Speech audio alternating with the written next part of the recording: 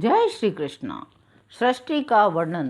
तदनंतर नारद जी के पूछने पर ब्रह्मा जी बोले, मुनि, हमें पूर्वोक्त आदेश देकर जब ब्रह्मादेव जी अंतर्धान हो गए, तब मैं उनकी आज्ञा का पालन करने के लिए ध्यान मग्न होकर कर्तव्य का विचार करने लगा। उस समय भगवान शंकर को नमस्कार करके श्री हरि से ज्ञान पाकर परमानंद को प्राप्त हो मैंने सृष्टि करने का ही निश्चय किया।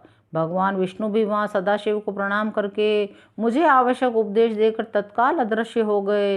वे ब्रह्मांड से बाहर जाकर भगवान शिव की कृपा प्राप्त करके वैकुंठ धाम में जा पहुँचे और सदा वहीं रहने लगे। मैंने सृष्टि की इच्छा से भगवान शिव और विष्णु का स्मरण करके पहले के रचे हुए जल में अपनी अंजलि डालकर जल को ऊपर की ओर उछाला। इससे वहाँ एक अंड प्रकट हुआ जो 24 तत्वों का समूह कहा जाता है। वह विराट आकार वाला अंड जड़ रूप ही था। उसमें चेतनता न देखकर मुझे बड़ा संशय हुआ। मैं अत्यंत कठोर तप करने लगा। 12 वर्षों तक भगवान विष्णु के चिंतन में लगा रहा। वह समय पूर्ण होने पर भगवान श्रीहरि स्वयं प्रकट हुए और बड़े प्रसन्नतापूर्वक मुझसे बोले, ब्राह्मण, तुम वर मांगो, मैं प्रसन्न हूँ। मुझे तुम्हारे लिए कुछ भी अदेय नहीं है। भगवान शिव की कृपा से मैं सब कुछ देने में समर्थ हूँ। ब्रह्मा जी बोले, महाभाग, आपने जो मुझ पर कृपा की है वह सर्वथा उचित है, क्योंकि भगवान शंकर ने मुझे आपके हाथों में सौंप दिया है। हे विष्णु, आपको नमस्कार है। मैं आपसे जो कुछ मांगता हूँ उसे दीजिए।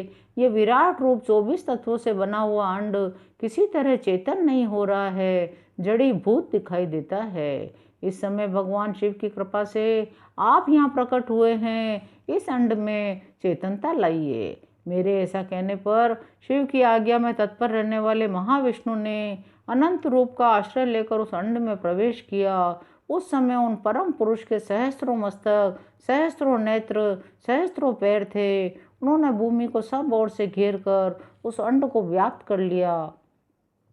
मेरे द्वारा भली भांति स्तुति की जाने पर जब श्री विष्णु ने उस अंड में प्रवेश किया, तब वह 24 तत्वों का विकार रूप अंड सचेतन हो गया।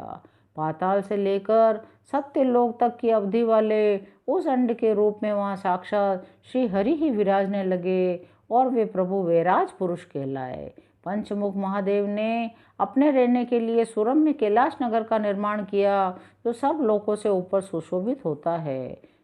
देवर्षि, संपूर्ण ब्रह्मांड का नाश हो जाने पर भी वैकुंठ और कैलाश, इन दो धामों का कभी नाश नहीं होता। मैं सत्यलोक का आश्रय लेकर रहता हूँ। महादेव जी की आज्ञा से ही मुझ में सृष्टि रचने की इच्छा उत्पन्न हुई। बेटा, जब मैं सृष्टि की इच्छा से चिंतन करने लगा, उस समय पहले मुझसे अनजान में ही पाप पूर्ण तमोगुणी सृष्टि का प्रादुर्भाव हुआ, जिसे अविद्या पंचक कहते हैं। तदनंतर मैं पुनः अनासक्त भाव से सृष्टि का चिंतन करने लगा। उस समय मेरे द्वारा स्थावर संज्ञक वृक्ष आदि की सृष्टि हुई।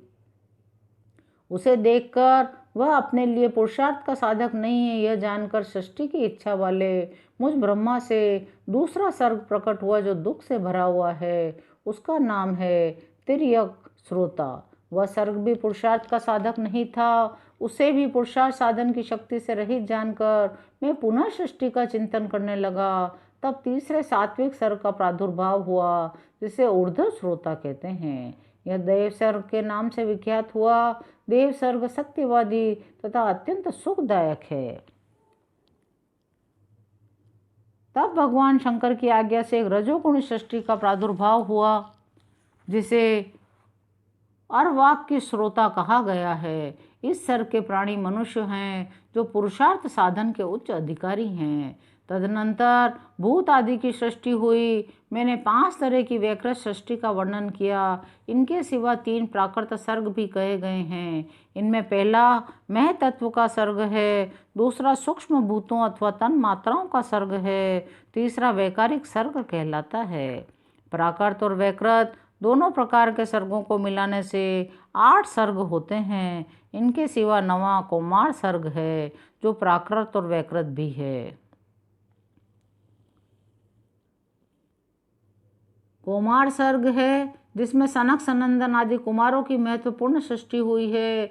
सनक आदि मेरे 4 मानस पुत्र हैं जो मुझ ब्रह्मा के ही समान हैं। वे महान वैराग्य से संपन्न उत्तम व्रत का पालन करने वाले हैं।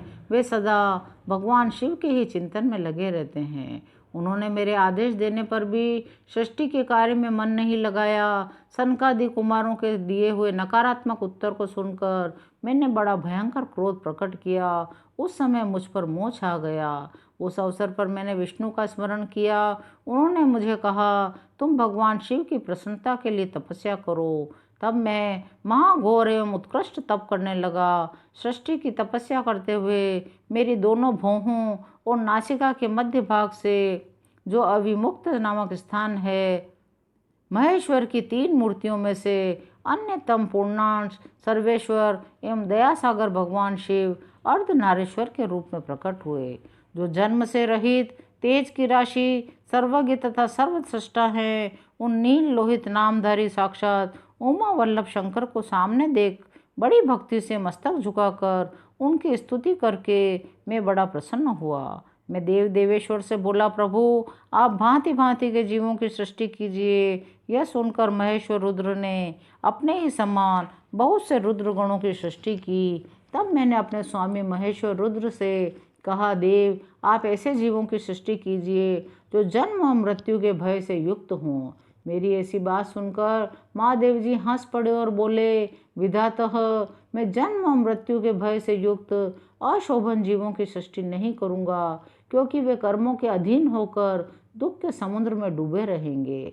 मैं तो दुख के सागर में डूबे हुए उन जीवों का उद्धार मात्र करूँगा। गुरु का स्वरूप धारण करके उत्तम ज्ञान प्रदान कर उन सबको संसार सागर से पार करूँगा। प्रजापति, दुख में डूबे हुए सारे जीव की सृष्टि तो तुम ही करो। मेरी आज्ञा से इस कार्य में प्रवृत्त होने के कारण तुम्हें माया नहीं बांध सकेगी।